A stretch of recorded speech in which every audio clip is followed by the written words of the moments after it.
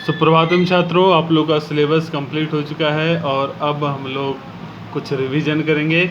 और रिवीजन के अंतर्गत प्रथम पाठ अर्थात मधुरा प्रभात वेला, इसके कुछ वाक्यों को हम लोग अच्छे से समझने की कोशिश करते हैं। आज हम लोग का 2 वाक्य होगा, जनाः प्रसन्नाः सन्ति।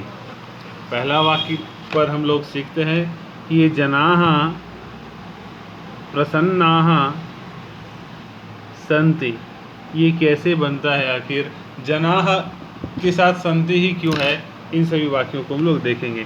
तो देखिए, सबसे पहले जनः को देखते हैं।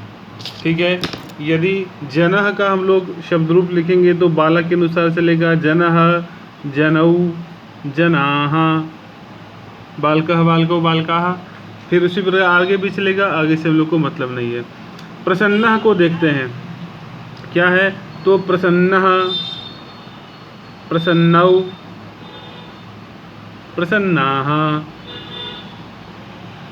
ठीक है, अब यदि संति को देखते हैं तो इसका रूप कैसे चलता है, अस्ति स्तः संति, ऐसे ही रूप चलता है। तो दरअसल हमको शब्द रूप याद रखना होता है। ऐसे जना है तो बालकः का याद रखना होगा, बालकः बालको बालकाः तो जनाः जनौ जनाः। शिक्षक रहते तो शिक्षकः शिक्षकौ शिक्षिकाः। ठीक है, अब देखिए, एक वचन के साथ सारे एक वचन लगेंगे, द्विवचन के साथ सारे द्विवचन और बहुवचन के साथ सारे बहुवचन लगेंगे। ठीक है, यानी कि इस प्रकार यदि वाक्य बनेगा तो एक वचन में वाक्य बनेगा, जनः प्रसन्नः अस्ति, यानी कि कोई भी एक आदमी प्रसन्न है। ठीक है, एक आदमी प्रसन्न है यानी कि खुश है। अब दूसरा वाक्य बनेगा, जनौ जनौ प्रसन्नौ स्तः। दूसरा वाक्य क्या बना, जनौ प्रसन्नौ स्तः। इसका अर्थ क्या होगा कि 2 आदमी खुश है, 2 लोग खुश हैं, प्रसन्न है। अब तीसरा वाक्य क्या बनेगा, जनाः प्रसन्नाः सन्ति, जनाः प्रसन्नाः सन्ति,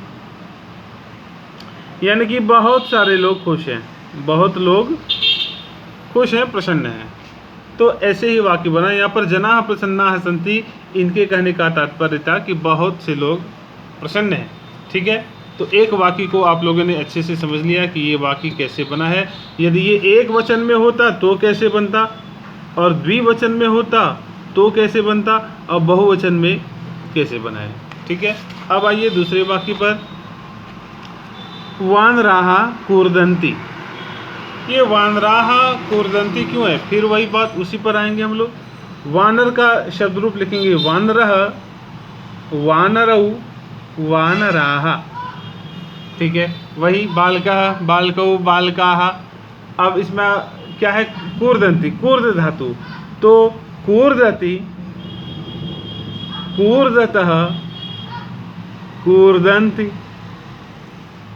अब वानरः कूर्दति, वाक्य तो ऐसा ही बनेगा, वानरः कूर्दति, यानी कि एक वानर कूदता है, एक वानर कूदता है। यदि दूसरा वाक्य क्या बनेगा, वानरौ कूर्दतः, और तीसरा बनेगा वानराः कूर्दन्ति। तो यहाँ पर वही है, वानराः कूर्दन्ति। समझ रहे हैं। उसी प्रकार यदि मैं लिखूं छात्रः छात्रौ छात्राः,